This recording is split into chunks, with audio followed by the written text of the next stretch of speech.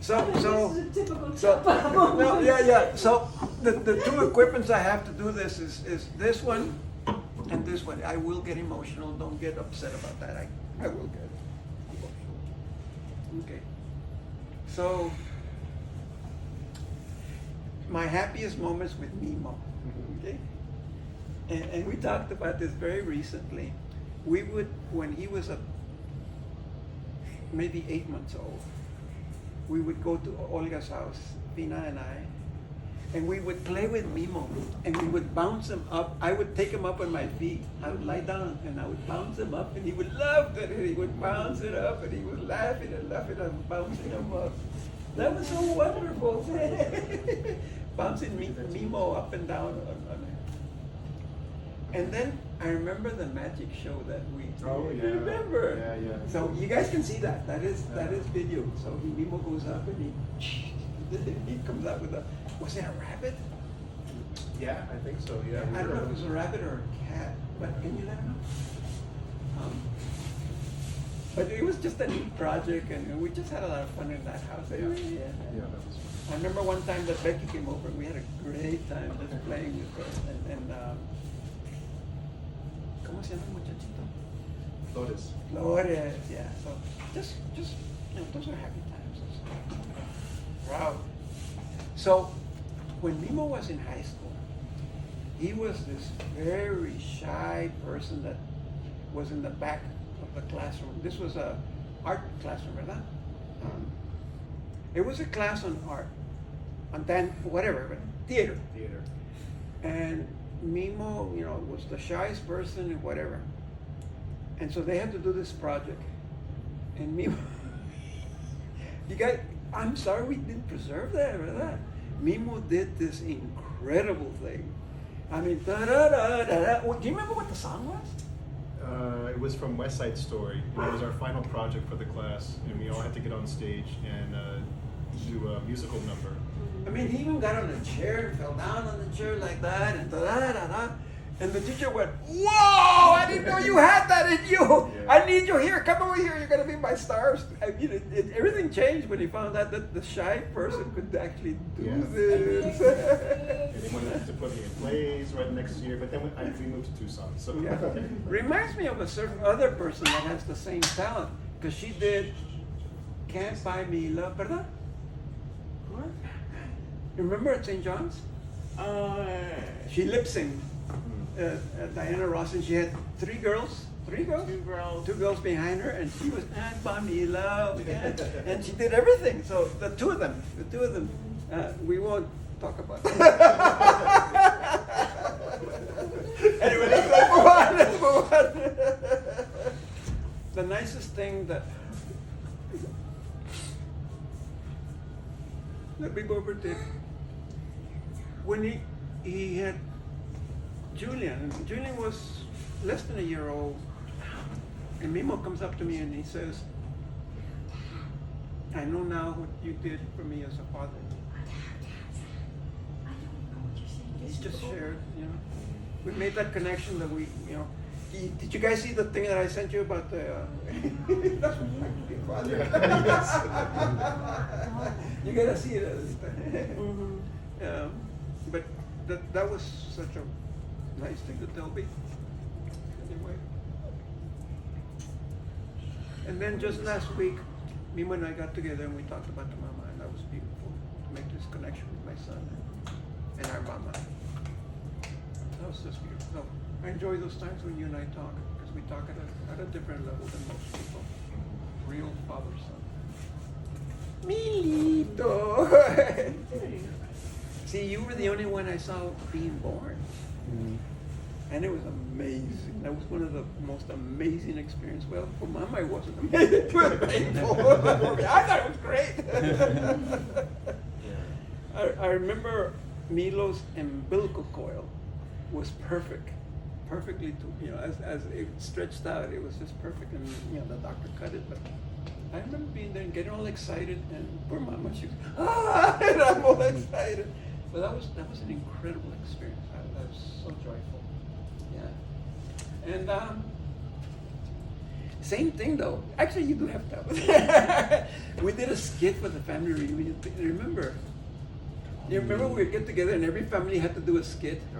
Yeah, and Milo and I did a skit together. It was really cute. What was it? I remember. I remember. I remember I had to act dumb. I had to go, oh, yo. I remember that. I don't remember the actual skit, but it was just nice doing that. And it was you and me, not Mama. It was our family, but it was you and me did the skit. Yeah. The proudest I've ever felt was in your ordination. And then the next day, your first mass at St. John's. So it was just- With the computer.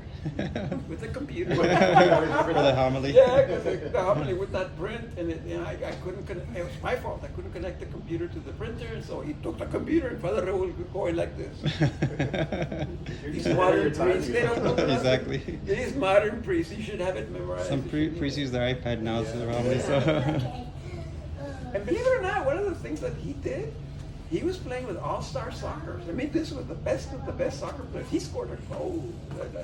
And I didn't know that. And I said, was that Milo? Was that Milo that scored that? It was a beautiful goal. Do you remember?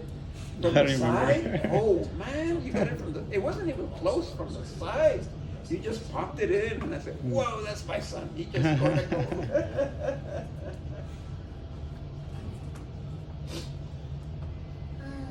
The nicest thing you ever did for me is one day you heard my confession. And priests should not do that. They should not hear confession from family members. But it was kind of an emergency. And I've never had such a beautiful priest, the way he dealt with me. Of course, obviously I'm not going to tell you, but all I'm saying is I've never had such empathy expressed to me like I had with confession. That's just the way Adelita. She's already crying beforehand. So we had just picked you up, and we had to sneak you across the border. I mean, we did, and I was so scared. But we sneak you across the border in Tijuana. This family pretended that you were their daughter, and they brought you over, and we were waiting for you. We picked you up, and then we drove to Tucson. But between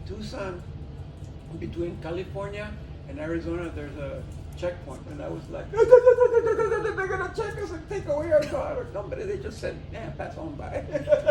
That's the same checkpoint I got arrested at. Yeah, going in the back with the I don't know why, but I remember that Adelita pooped in her diaper, and Mama said, we changed her. Mama says, just throw the diaper there. No, we gotta be environmental. That sticks to me. And then we came home, and right away you started playing with Belito. And remember, you were taking away the remote control from him. You remember that? Nothing's changed. We have that. She's still doing that. Well, I think we have that recorded, don't we? Yeah, I'm like giving it to him and he's about to take it. I'm like, Yeah. So she still does that. She still plays it. And then Adelita, as you can tell, loves to eat. I remember we gave her a slice of pipa. Ah, pipa! She was still in a high chair. It was still. I think we have that recorded. The pipa. That's when it all started. So to this day, it's pipa. It's pipa. The proudest moment with Adelita was when we had our wedding. When she had her wedding, not our wedding. You had your wedding. I was very proud of both of you. It was just a wonderful day. I got to dance with my daughter, and Tio Sal was on the floor. You know, emergency people were there attending to him, and I'm dancing with Adelita. As soon as that, like the father-daughter dance happened. And then The I'm ambulance dancing, started. we're looking at the firemen. It was so beautiful, so touching. Very memorable. Hey, Sal danced with a bunch of guys, with Chan. I remember I had the most money out of the. and actually you did. I remember. Okay. I was very proud of you when you graduated from high school. Yeah, that was an accomplishment. Yeah. But where I'm most proud of you, is that you made it through the behavioral program. That was a very difficult time in your life. That was a very difficult thing to do. And I'm really proud that you went through it. We still call him Father Bob, but it's you know, the therapist is Dr. Bob. Not Yeah. even that, ¿verdad? But we call him Father Bob. He was so charismatic, the guy that was you know, facilitating our group work. You know. But Father Bob graduated and says, "You're good." That doesn't mean that she's good. That means that she can proceed on with her life, but she'll always have to deal with the illness. Always. But you made it. You graduated. You went through that program. How many visits to TJ Maxx did we ever have to do? And what was the place we would eat? EG's. We would eat. You know, the routine was to go, then eat at EG's, and then go to TJ Maxx, but we couldn't buy, right? We would only window shop, right? Right. So at least the story that mom got. Okay, man. And the nicest thing you did to me, and actually for Adelita is quite a bit, is that so many times Adelita had to listen to me talk about my girlfriends. It was so embarrassing, you know. Okay, Tony did this and Tony did that and whatever said it did this and Araceli did that. I went through several girlfriends with Adelita and she was very patient, like, this is so embarrassing. No, I just said you all have issues. But listening to her dad talk about whatever. But really, Milita, you've always been there for me to listen to me and hear me out. I'm very grateful. She has promised to take care of me in my old age. She'll feed me meat and she'll take me. We'll go purse shopping. Purse shopping. I'm gonna go purse shopping. You can have a very I'll be graceful- all, you know, I'll be in the house and oh, just not that. Yes, I can buy the purse. Yeah. But really happy with you three. Let's move on. There is a question. Okay, there's one question I'm not gonna do. It's about what was it like the first few days of the first few years of being a parent. I don't want to answer that question because that's probably negative, and let's remain positive. It was a struggle. It was a struggle, and I don't want to talk about it. You look at the video. That'll tell you the whole story. The one I put down in the. Have you guys seen it yet? I've seen it. Yeah, with the koala bear. I've seen it. It's a koala bear. It's a koala bear. Okay. See that? What is love? It's kind of interesting why they asked me what's love. I truly love you, Baba. That's love. I love it to the depths of my heart. Love is not a feeling. It's a choice. I decided. I made a choice. And not only did I make a choice for the mama, I made the choice for you. You know that, okay? Because it was a package deal and there were no other involved yet, but I chose. And love is not about what's in it for me. It's about what's in it for you. What can I do for you? Love is about joy, peace, fulfillment. Love is not about happiness. There'll be happy moments and there'll be really sad moments. It's not about happiness, it's about joy. But joy is forever. Happiness goes up and down.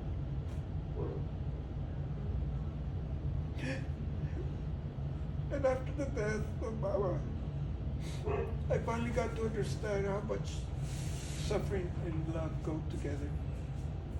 They're almost the same thing. How much pain has to deal with love.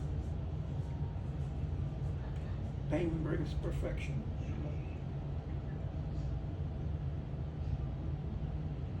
I learned that lesson after she left. I wish I had known it before.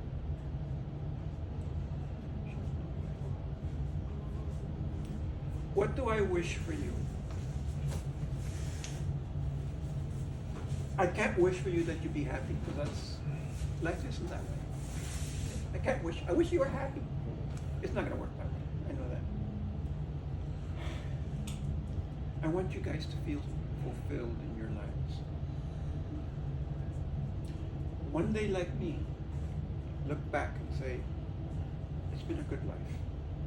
It's been a good life. I've done things, I've accomplished things. I've made a difference in this world. I want you guys to be at that spot. I do. I look back on my life and I said, it's been good. It's been good. Oh, yeah, there are horrible places, horrible times. It's been a good life. It's been good. And no regrets. No regrets. And there's one thing I really wish is that you guys go to heaven so me and Mama can be there. I want you guys to go.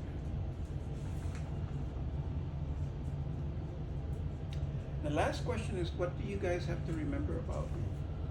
Well, that I love you all very deeply, including the in-laws, okay? Including you guys. And I love you unconditional. I know you guys have done great things in your life. It doesn't matter what you've done and what you have not done. As is, I love you. As is, for who you are.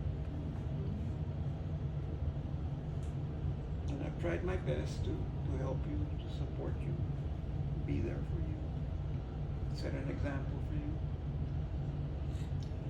But mostly to allow you to be you. That's kind of hard. You want your child to be, in fact, for many parents, be the things that I failed in. You succeed because I failed in this, and I don't want that for you. I don't want to force my life upon you, my failures upon you. I want you guys to be who you want to be, who you're meant to be. I love you. Oh, sincerely, absolutely.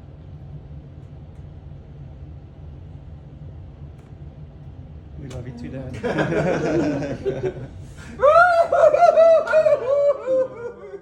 There you go. Yay. Okay, so let's open.